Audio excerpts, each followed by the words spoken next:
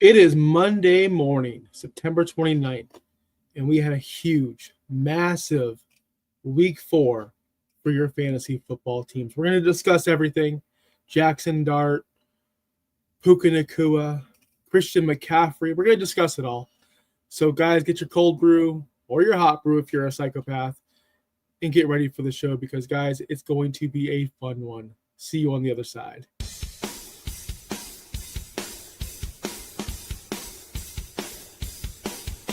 You're watching Cold Brews and Hot Takes, only on Fantasy Now Plus.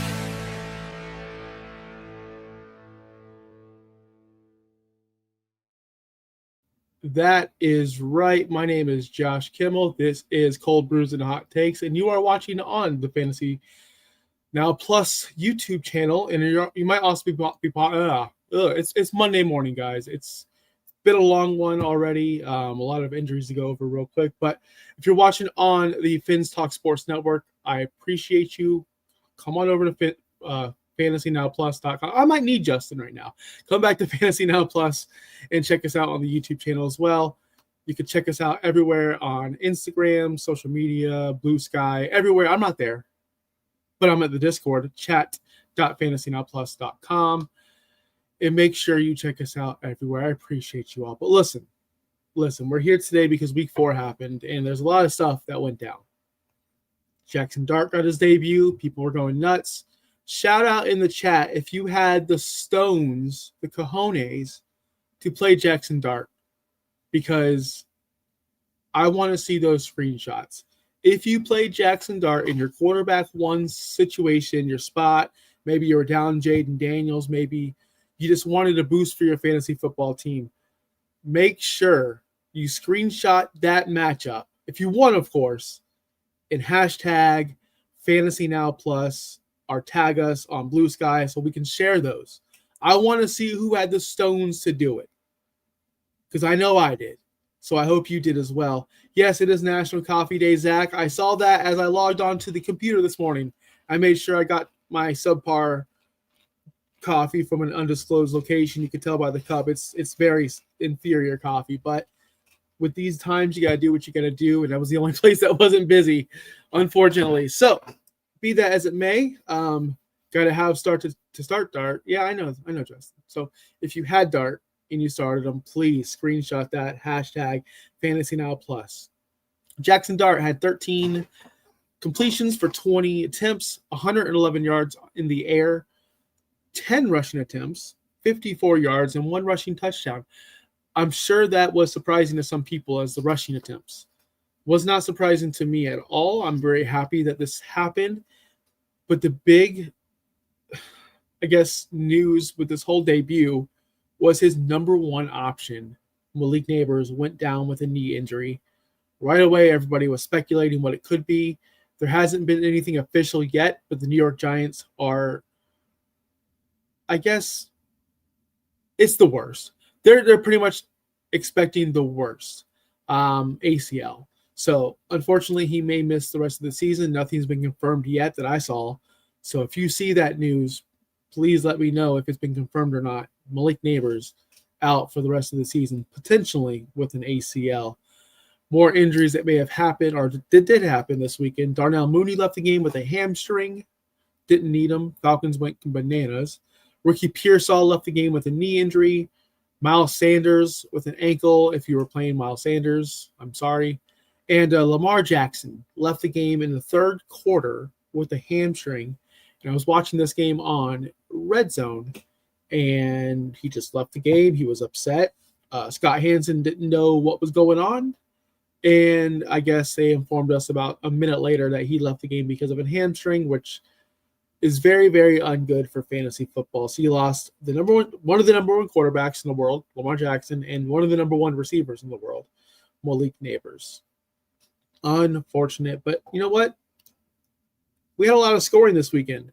A lot of scoring. So here is the best of the best. We are going to go to the cream of the crop, the players that showed out this week. We're going to go by them real quick because I mean, I could just give you guys the stats, but you could also do that if you go to any kind of website. But Dak Prescott was your quarterback one so far of the week in that 40-40 tie.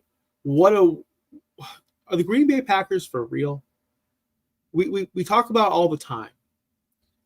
Defenses, top 10 defenses.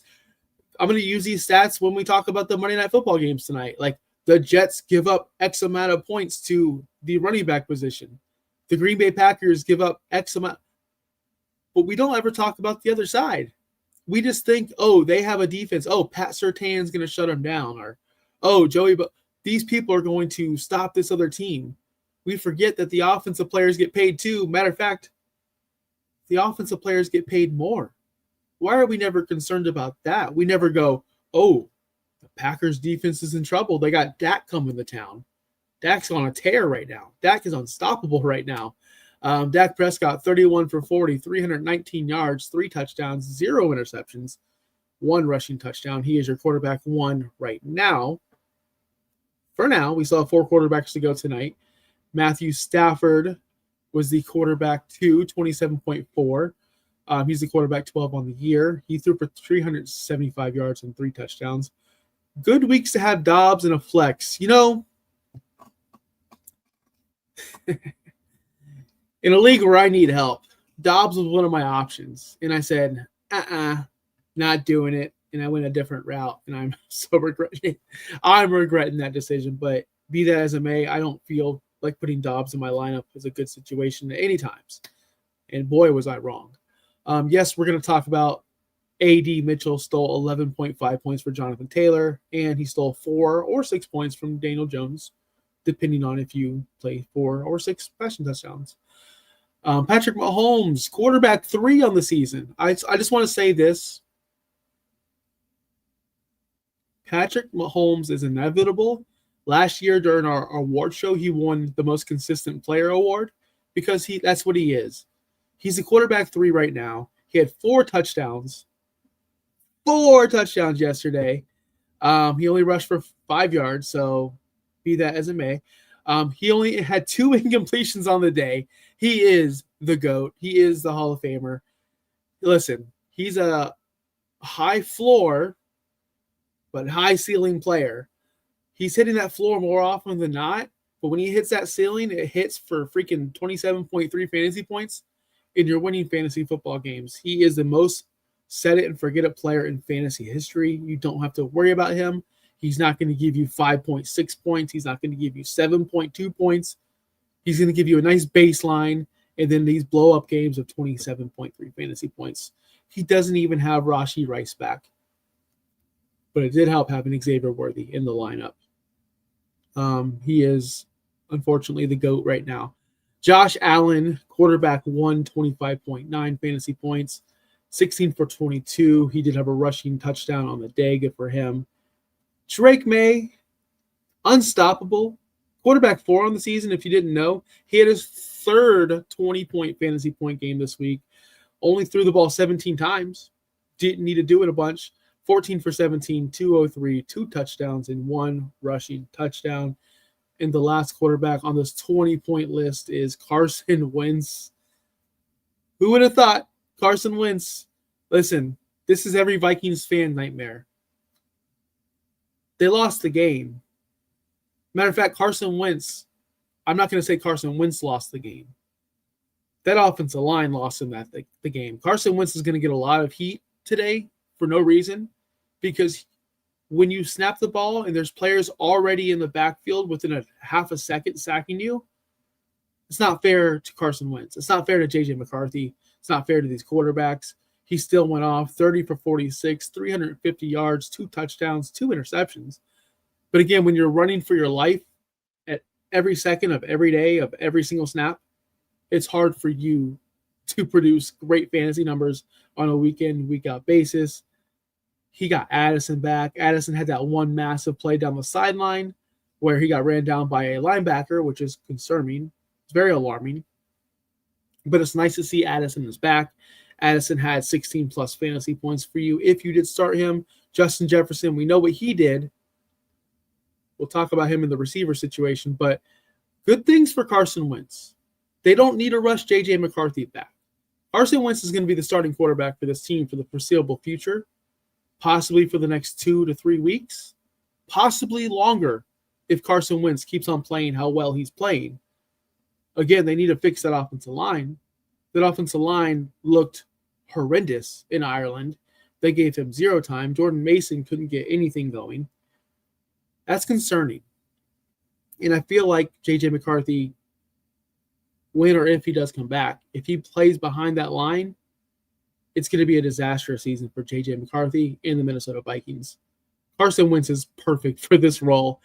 And this is, like I said, every single Vikings fan's nightmare. I know my friend, my buddy, Dirtbag Dave, said this from the beginning. He's afraid Carson Wentz is going to be good.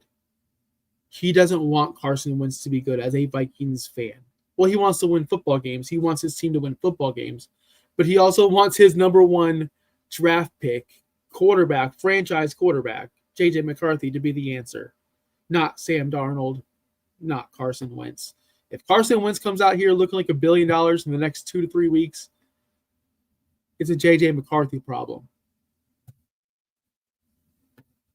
Not a Minnesota Vikings problem. So we'll continue to monitor that as we go on. Man, that's a disastrous situation over here. Thoughts on Quentin Johnston? Yeah. We'll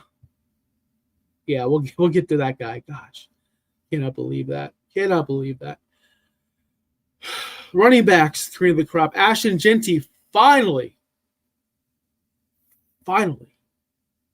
went off. 3 touchdowns, 2 in the air. He only had 2 catches. We need to see that go up for Ashton Jeanty in a matchup of mine, personally. I know you guys don't care about my matchups. I was going against Derrick Henry, and Sleeper had me heavily unfavored because things. He had Derrick Henry, I had Ashton Jeanty, and all I could think about was, I'm scared, first off, because I'm going to lose this matchup. But why can't Ashton Jeanty be my Derrick Henry? Why can't his Derrick Henry fail? And it's exactly what happened. And I won the matchup. Ashton Jeanty just went off. This is what we wanted him to be. We just had to wait for this explosion to come. Not better days ahead for Ashton Jeanty, but more days ahead for Ashton Jeanty with his 33.5 performance. I'm going to get to all your comments in a second, guys. I promise. Just let me get done with these running backs. Kenneth Gainwell, if you were up early and you saw it, which I know a lot of you guys did not, trust me, because I'm in a lot of leagues and a lot of people started Jaylen Warren, which was a very, very late scratch. Guys, be an adult. Get up early. It's not even early. That game started at like 9:30 Eastern. Like, it's not that difficult. I'm not going to get into it. If you're sleeping past 9 o'clock on a Sunday, there's something wrong with you, not me. Kenneth Gainwell, 31.4 fantasy points. He had 99 yards. So if you're in a bonus league that gives you a points for 100 yards, if you get bonus points for 100 yards receiving or rushing, that crushed you. But he had 99 yards, 2 touchdowns, 6 catches, 35 yards. What a day for Kenneth Gainwell. Bijan Robinson doing Bijan Robinson things. And here's the big surprise of the week, which Mr. David Campbell sent out in a mass text. Some effing moron started Woody Marks against me, and I don't know what to do. That was the text. Well, if you listen to this channel and you listen to us, we've been telling you Woody Marks is a must-add. If you've just listened to anybody, Woody Marks is a must-add. 27.9 points, 69 yards on the ground, 1 touchdown. The big thing, though, is the targets and the catches. 5 targets, 50 yards, 1 touchdown. It's just a matter of a fact that Nick Chubb isn't Nick Chubb anymore. And when they're down in games, they need not even down in games, just when they want to score fantasy football points, when they want to score touchdowns, put in the more explosive backs, put in the more explosive players. That's Woody Marks right now. He's going to be a league winner for you if this continues. If he's still on your waiver wire, put in a waiver claim now. I know Justin and Charlene will talk about that tomorrow on the waiver show at noon here on the Fantasy Now Plus. But yes, Woody Marks is someone you need to target and look for because, guys, you should have seen this coming. Nick Chubb is not Nick Chubb anymore, unfortunately. Woody Marks may be the future there, at least for this season. Amarian Hampton, back-to-back weeks of killing it. His second 20-point game, 128 yards on the ground, 1 touchdown, 5 targets. Again, we want our running backs to get targets. 5 targets, 37 yards. Great job. In CMC, For those of you that had the stones to draft him where you were drafting him, congratulations. I wasn't doing it. Another running back 1 week. He is the running back 1 through 4 weeks. CMC is inevitable. It just ride it until the wheels fall off. Enjoy it now. Bucky Irvin finally went off 102 yards in the air in a loss to Philadelphia, 25.5 points. And James Cook, his 4th straight 20-point game. Only himself and CMC have done that. Next week, which one will not get the 20 points, or will they continue to keep on doing it? James Cook will not be stopped this season. And the biggest theme of today's show, waiting. We waited for Jackson Dart. We waited for Ashton Jeanty. We waited a little bit for Quinshon Judkins. He is the focal point of that offense. He will be the focal point of that offense. 12 carries, 82 yards, 4 targets, 4 catches, 33 yards. Judkins is the only thing going on in Cleveland. Jerry Jeudy is just a guy. David Njoku has been completely phased out of that offense. Fannin is cute. Harold Fannin's cute. He is. But he's not a super stud in fantasy-wise. Joe Flacco is Joe Flacco. At the end of the day, the only thing they have going is Mr. Quinshon Judkins. And if you drafted him in the 10th, 11th, 12th round and you believed in him, congratulations. If you were able to buy low on him in Dynasty, congratulations. Judkins is the future. He is the now. He's the best. He's great. I don't know what to say about him. Quinshon Judkins. Another player where I can't pronounce her name, honestly. Cap for Life says, I don't like fantasy football anymore. Listen, we're getting a lot of that, a lot of injuries, a lot of players underwhelming. That's why you need to stick around, Cap. As you know, Cap, come on, how long have you been with Fantasy Now Plus or OUS? And we're there for you every single week telling you who to pick up, when to pick them up, when to stash a player. Tomorrow's show is going to be very busy with Justin and Charlene. So, Cap, you know where to tune into. You know where the best fantasy advice is. It's right here on Fantasy Now Plus. All right, let me get to some of these comments. Right here. Let me go to the top. Thoughts on QJ for Dynasty? Man. So, Justin Herbert is not an old quarterback. He's not going anywhere. Harbaugh just got there. He's not going anywhere. Keenan Allen is probably in his last season. Lab McConkey is just a guy. For more Lab McConkey ranks, please go check out our Wednesday show last week where I just tore into Lad and put a reality check to the Dads for Lads fan club. For anyone that's into Lad McConkey, I tore your dreams apart, and I apologize, but it needed to be said. So Lad is just a guy. It proved it this week. Lad is just a guy. Shocking. Quentin Johnston's not just a guy. He kind of figured it out. Not all waiting. That's the theme of today's show. We waited for Quentin Johnston for so long. It's the 3rd season, and he's finally getting it right. He's not just making splash plays. He's not just out here going, one play and that's it. He's making he's getting targeted. He's getting involved in high pressure spots, 3rd downs where they need to score a touchdown. He's no longer just the deep threat. He's getting the intermediate throws, the deep throws, the 3rd down throws. He's everywhere in this offense. He led the team in targets this week. You know, you got Keenan Allen there, and then you have Lab McConkey there, but Quentin's the one getting 13 targets yesterday. Keenan's only getting 7. McConkey, 6. Quentin Johnston is going to be involved in this offense for a very long time, and I feel like we all swung and missed in the past couple of years on him. He just wasn't ready, or maybe the offense wasn't keyed towards him. Maybe, just maybe, a coaching staff went in there and said, here's what I have. Let me fix my offense around these players instead of this is my scheme and you're going to fit my scheme. And if you don't fit my scheme, well, then you're just going to suck and we're all going to suck. Good coordinators fix that. And I feel like they have a good coordinator over there. I feel like Quentin Johnson is, it hurts to say this, the future over there. Quentin Johnson is a definitely buy, but his price is probably way too high right now. Wait for a little dip. When that dip happens, then you could pounce because people will go, oh, see, I told you. QJ isn't the guy. He just had a couple hot starts. Wait till the dip because right now his value is to the moon, and you don't want to buy things when they're peak value. Right now, he's never been more valuable in his whole career. Not saying that he can't go up.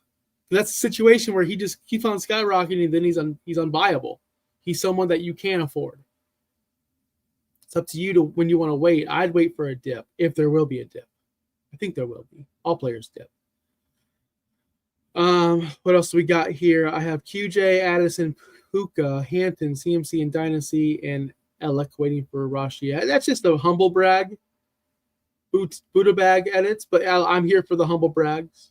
I've been guilty. I am guilty of them. Don't worry. You should see one of my leagues. It's ridiculous. I won't name it off. You guys will all just leave the stream. I traded Stevenson, J-Mo, Caleb, and Franklin for Tyreek and Ginty last week. I don't hate it, especially if it's only a one quarterback league because I like Caleb. Stevenson's going to fall off. J-Mo is streaky. Caleb's just a quarterback if it's a one quarterback league. And Franklin is, I had no beliefs in Franklin. Ginty, yes. I'm all for getting Ginty. What else do we got? I started game well in 2 weeks. Love hearing high praises for QJ after all that hate. Yep. Coaching staff, it's all about them, man. Addison did good this week. Yes, he did, but keep in mind, most of Addison's yards came off that busted coverage where nobody covered him, and he could not score. He got tackled by a linebacker. Oh, if he would have scored that, one more win for this guy. But now I got to wait tonight for Breece Hall to get me 2.6 fantasy points. I traded Steve. Okay, we already did that. What do you covered? I don't like fantasy. Yeah. I'm trading my whole team. I get that vibes. I'm trading my whole team. Yeah. Yes. I love it, Cap. I feel you there. I have some leagues where I just need to go. All right, let's go back to the cream of the crop. Where were my notes? You see when I get sidetracked, guys? You see when I get sidetracked? Wide receivers. Puka, don't need to talk about him. 15 targets a game. Puka is just Puka. He's unbelievable. He's never going to stop. Amon Ra, his third 20-point game. Again, he's not going to stop. Drake London back on the horse. 10 targets, 8 catches, 110 yards, 1 touchdown. Everyone in this offense shined from Bajan to Kyle Pitts to Drake London to even Michael Penix. So it was good to see the Falcons get back on target. Drake London is now the wide receiver 18 on the season.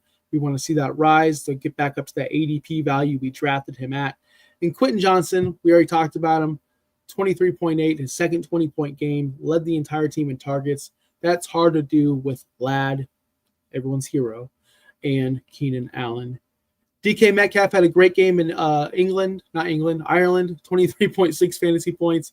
He had 5 targets, 5 catches, 126, 1 touchdown. JJ also had a monster game, but it all came in the first half. He had 9 catches for 99 yards. The announcer kept on saying 9 for 97, but the screen said 9 for 99. Whatever. Either way, he only had 1 catch in the second half for about 28 yards. We want to see more from Justin Jefferson. Unfortunate, but he still broke the 126-yard mark. Emeka Mbuka, set it and forget it. Set it and forget it. Don't worry about Emeka Mbuka. 10 targets, 4 catches, 101, 1 touchdown. And Deebo Samuel rounds out the players who scored 20 points in fantasy. Woo, yeah, if Addison scored, it would have been a great week for Jordan Addison and for Carson Wentz. Dallas Goedert scored in the 2 weirdest plays I've ever seen in my life. I still can't figure out how or what happened when Dallas Goedert scored those touchdowns, but he is the tight end 1 right now, 19.7. He had 4 catches, 37 yards. Tyler Warren just is Tyler Warren. He's nonstop, one of the best tight ends that come out. He's up there with Laporta and Brock Bowers and Trey McBride.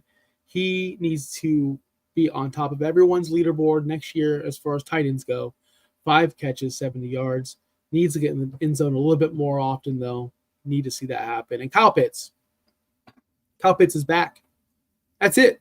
Do you feel confident in starting Kyle Pitts? Because I do. He is 1,000% back. 5 catches, 70 yards, 1 touchdown, 18 fantasy points. You love to see that. Is Kyle Pitts going to be able to revive his career with Michael Penix and become a top 10 fantasy tight end like we all thought he was going to be way back then? I think so.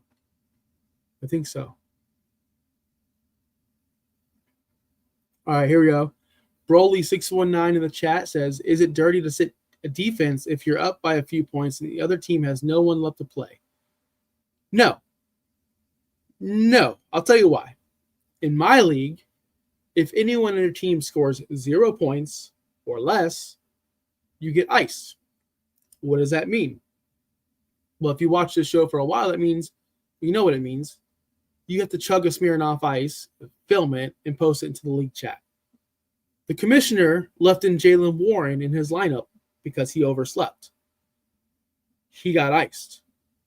This isn't for injuries. If injuries happen, you still get iced. If you're out and you start an out player, you get iced. I'm down by 2.6 in this league. I have Breece Hall and Jalen Waddle. If I was up by 0.1, I'm benching both of those players because those players will not be in my lineup. Therefore, I can't get iced if they score 0. So no, win by any means necessary, Broly. Take the win. Bench your defense. Get the win. Lock it in. Do not take any chances getting negative points. It's not worth it. Bench the defense. That's my situation. Now, if it was an offensive player like Jamar Chase you had tonight or Achane, play him because you need the points for. The odds of them getting negative points are not as greatly as your defense getting negative points. Bench them. And if they say something about it, tell them to, right? Got 2 words for them. Suck it. Let's go to the iced players. I'm losing in my game right now. However, I have Sutton and J.K. Dobbins. Can I win this? Well, we'll get to the Monday night preview in a second, but let me ask you, how many points are you down? And if you're watching this right now, let me know how many points are you down tonight with 2 NFL games happening on Monday Night Football. What do you need to win? We are here to give you good vibes. Post it in the chat. How much do you need and what players do you have? Obese Monkey has Sutton and J.K. Dobbins. Not sure how much Obese Monkey is down by, but I'm hoping it's enough to get him the win. All right, these will be quick because I don't want to go on the negatives here, but gosh, man. Trevor Lawrence, 11.7 fantasy points. They won the game, which is great, but he's not producing for you right now. He's not startable for you right now. He's in the bottom half of the fantasy quarterbacks. So Trevor Lawrence, sorry, buddy, but you're not cutting it. I thought you'd be a lot better with Liam Cohen as your head coach. Daniel Jones, it's not his fault. 12.4 fantasy points. He only had -1 rushing yard. You want to see more from Daniel Jones. He had 1 touchdown, 0 interceptions, threw for 262. So he didn't have a bad game. It's just A.D. Mitchell screwed it up. If A.D. Mitchell didn't celebrate and actually crossed the goal line and scored the touchdown, it'd be 4 or 6 more points for Daniel Jones. We'd be sitting here going, oh, look, he had 16.4 points. Oh, look, he had 18.4 points. Daniel Jones was good again. But no, A.D. Mitchell wants to be a fool and act like he's scoring a touchdown when he's on the 2-yard line like a fool, drops the ball like a fool, and causes them 6 points like a fool. And then Jonathan Taylor, a couple drives later, maybe the next drive, goes off this huge, massive run, 54 yards, I believe it was. Phenomenal. Hit the circle button, spin, juke, stiff, whatever he's got to do. A.D. Mitchell gets caught holding like a fool. I'm so mad about that. But hey, we all make mistakes. I'll probably make mistakes at my job today. But man, that is so crushing to see when your quarterback throws a long bomb to some no-name receiver and they screw it up when it should have been a touchdown. If you get bonuses for long touchdown passes and you start a Daniel Jones, you are livid. If you get bonuses for long rushing touchdowns for Jonathan Taylor, you are livid. A.D. Mitchell costs you 2 scoring plays for the Indianapolis Colts. 2. 2. Geno Smith, 12.8, 14 for 21, 117. He's hot and cold. He's up and down. Need to see more from Geno Smith. He's not really reliable. And then with the running backs real quick, Derrick Henry, 42 yards on the ground. They were down in this game. This game stunk. This game, the Ravens had no chance. This is the history of Derrick Henry. When they get behind, whether it be the Titans or the Ravens, he sits on the bench because he's not the pass-catching back. They were behind heavily in this game. Only 8 carries. Throw it away. It just stinks because he's fumbled in the first 3 games, and now we get a game like this for Derrick Henry. Are we getting worried? I am not worried just yet, but my eyebrows are raised a little bit, and I'm starting to think, is it time to move off of Derrick Henry? Is it now time? I never thought I'd say it, but we're here in 2025 before October, and I'm already thinking about cutting ways with Mr. Derrick Henry. Chuba Hubbard, 9.9, stunk, just stunk, man. Receivers, there's not a lot of bad ones this week, but A.J. Brown, Devontae Smith, you guys know the deal. 9 targets for A.J. Brown. Just caught 2 of them for 7 yards or whatever that may be. That was awful. Devontae Smith, just 2 targets. We know the game right now with the Eagles. They were ahead early. The Buccaneers were playing catch-up. No need to give them the ball. But that's going to be the A.J. Brown and Devontae Smith life this year. They're borderline unstartable at this point. Borderline unstartable. Especially Devontae Smith. He's unstartable. A.J. Brown, he did get the targets. You did like to see that. But again, it's just hard. These aren't players that I want on my fantasy football team. They're not players of success. They're not consistent. And it's a week-to-week game. It's a week-to-week game, man. A.J. Brown can finish as a top 15 receiver, but if he scores 30 points one week and then a bunch of 3-point games and then 40 points the next week, you see what I'm saying? He's going to win you. He's going to lose you more games than he wins. Calvin Ridley, drop him. Throw him away. Calvin Ridley is absolutely useless. Cam Ward, I just saw the interview before the show started. Never seen a rookie talk like that in a press conference.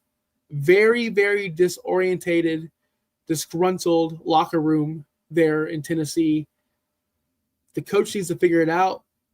When your star quarterback, when your star rookie quarterback's out here dropping 1,000 F-bombs in a press conference, your locker room's a mess. Your team's a mess. Your organization's a mess. That was embarrassing to me. I know some people were saying good for him, speaking up, yada. That was embarrassing. I don't want my quarterback speaking like that in front of the media. That's embarrassing. And that just shows you the level of where the Titans are at. A.J. Brown, or not A.J. Brown, used to play for the Titans. Calvin Ridley, get him out of here. 3 targets, 2 catches, 30 yards.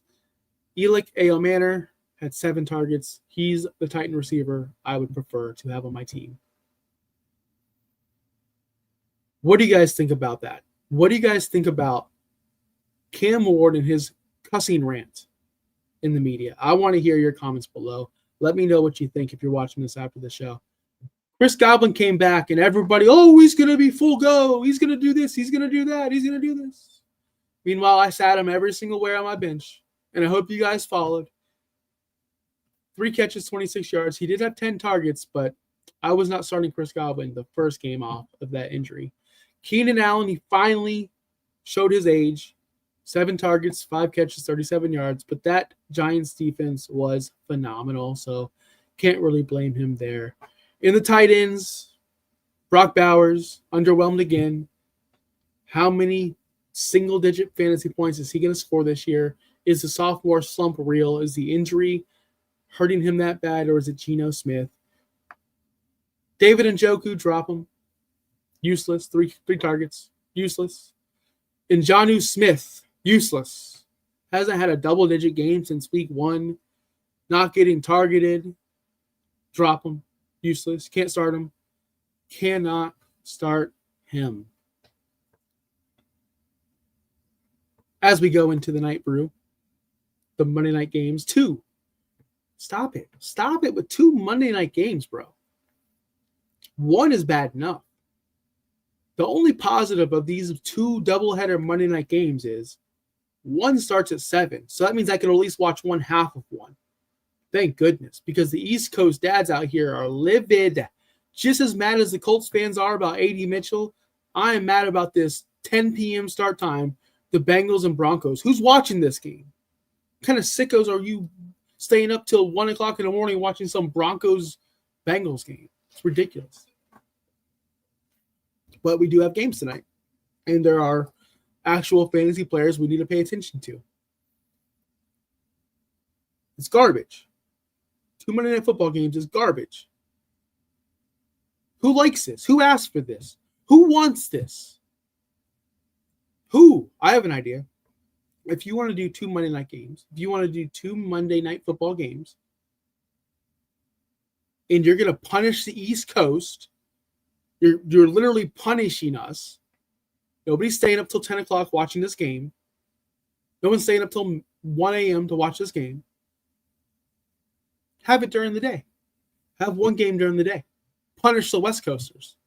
Put it at 5 o'clock. Put it at 4 o'clock. If we can't watch a game, neither can they. They can be at work while we have fun, and then when we're asleep, they can have fun.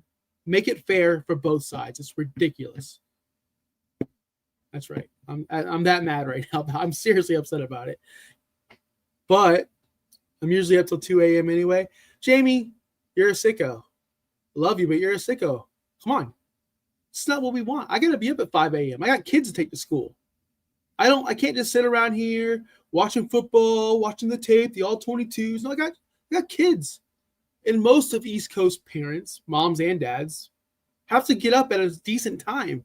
Can't be staying up this late watching Jacob Browning versus Bo Nix. It's not realistic. It's stupid. But anyway, we do have the early game. Tua, if you rely on him, I hope you're not, 13.6 fantasy points per game. He's the quarterback 25 right now. Tua is almost unstartable. 2 years ago, he was on top of the world. Now we fast forward to 2025, and we just want him out of the organization. Time to move on to a new direction. He's just not getting it done.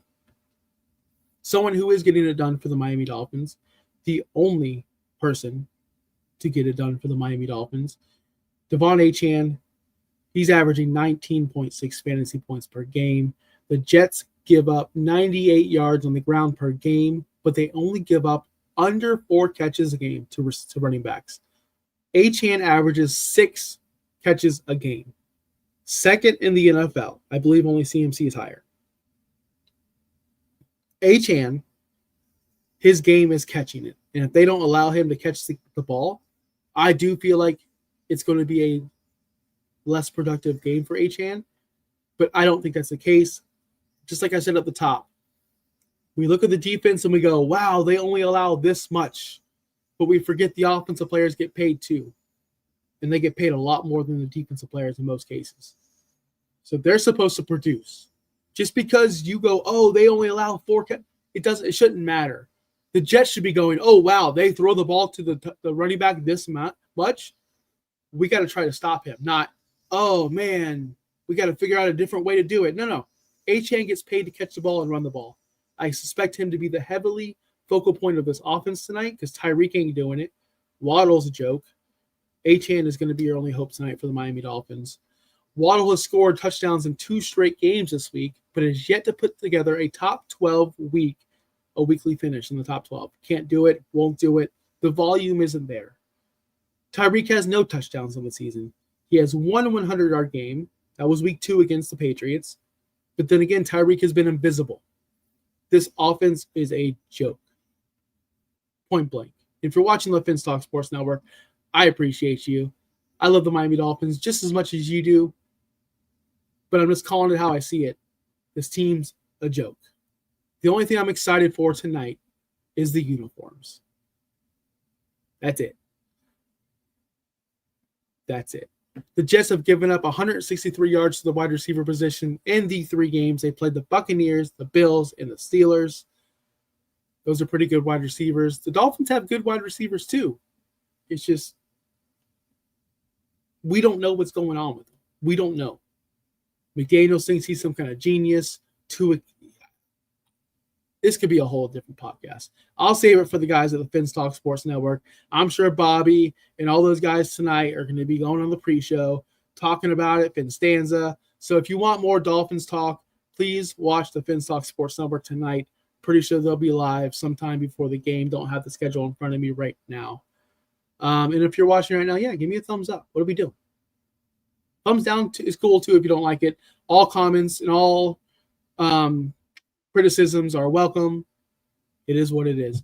Breece Hall on the other side is getting 59% of the snap share.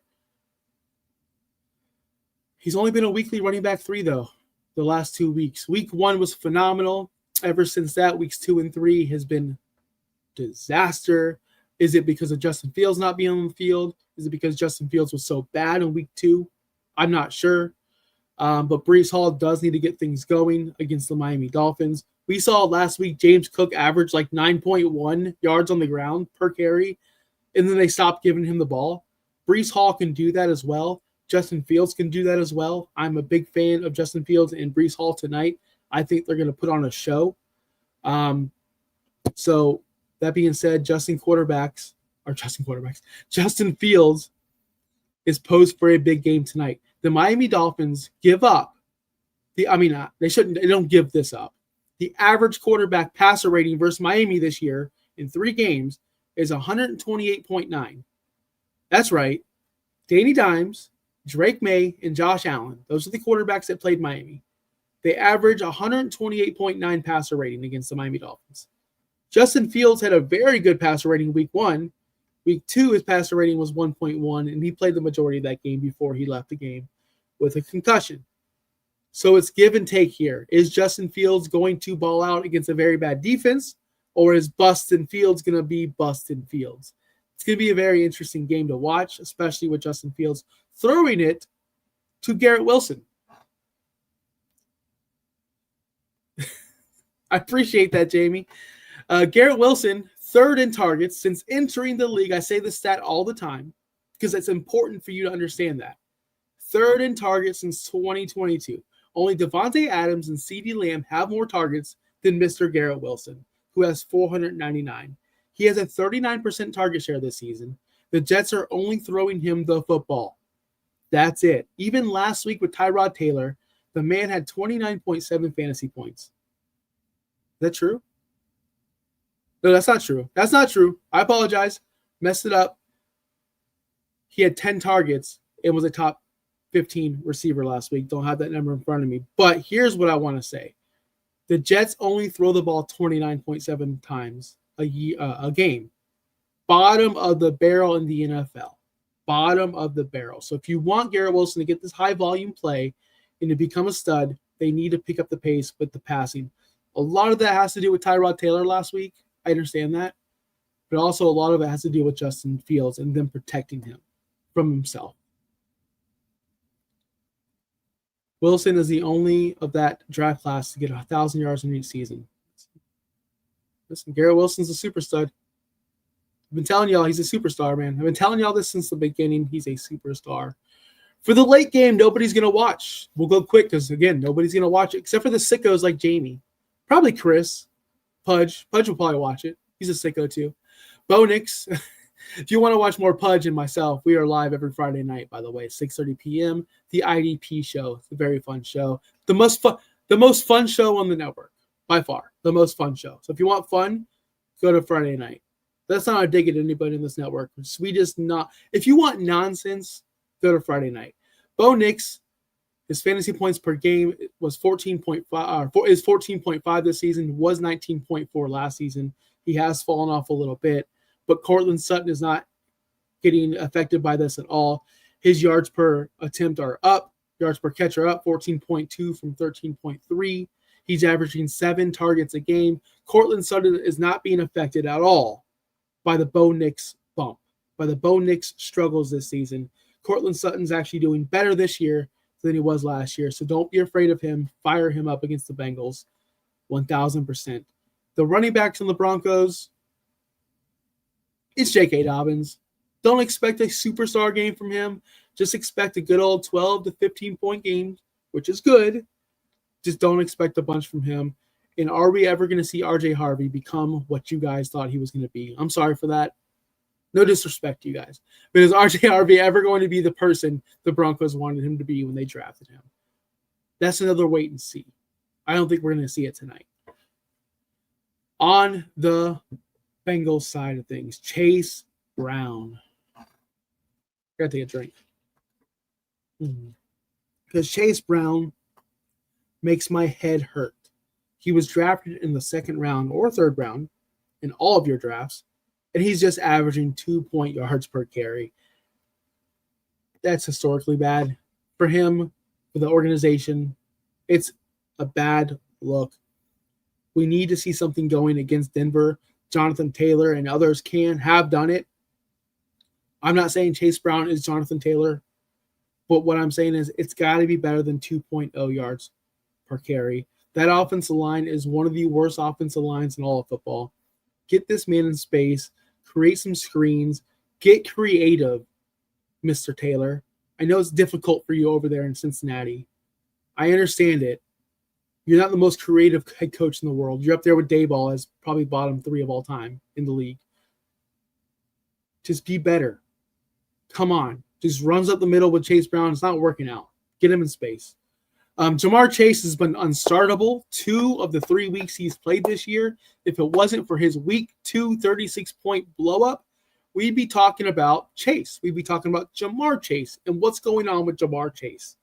2 games, and this is why I always had Justin Jefferson above Jamar Chase, and I don't understand why people don't understand this. Justin Jefferson doesn't give you what Jamar Chase has given you weeks 1 and week 3. Justin Jefferson will never do that. Justin Jefferson is the best receiver in football. And the people that were drafting Jamar Chase above him, I get why you were doing it, but this is what you're going to get with Jamar Chase from time to time. This is my biggest argument for the past 3 years on Jamar Chase. Yes, he will give you the 36-point games. He will also give you the 9, 8, and 7-point games, whereas people like Justin Jefferson never do. Is this going to be a big blow-up game for Chase tonight or a bottom game for Chase tonight? It all depends on Jacob Browning. Jacob Browning has 5 interceptions coming into tonight in just 2 games. Just 1 full game and 1 portion game. 1 game that was maybe 3 quarters. So 5 interceptions in less than 2 games is not ideal for your starting quarterback. I want to see if he can get the ball down to Jamar Chase. He definitely did week 2 against New England, but this is Denver. This isn't New England. New England can be had. We've seen them get had. Tyreek even had 100 yards on New England. Tyreek had it. Come on, Tyreek sucks. Jamar Chase, I need to see something tonight. And T. Higgins, if I had a piece of spaghetti, I would throw it against the wall. That's how I do my T. Higgins start sits. If the spaghetti sticks, I start him. If it falls down, I bench him. Because you can't tell with T. Higgins. You just can't. I've quit T. Higgins a long time ago, but he is someone that could give you a nice 20-point game. But again, follow the quarterback. Is Jacob Browning going to be that quarterback for you, for the Bengals? Well, we've seen 2 games of him so far, and 5 interceptions can tell you no, it's not going to be that quarterback. All right, guys, that is the show.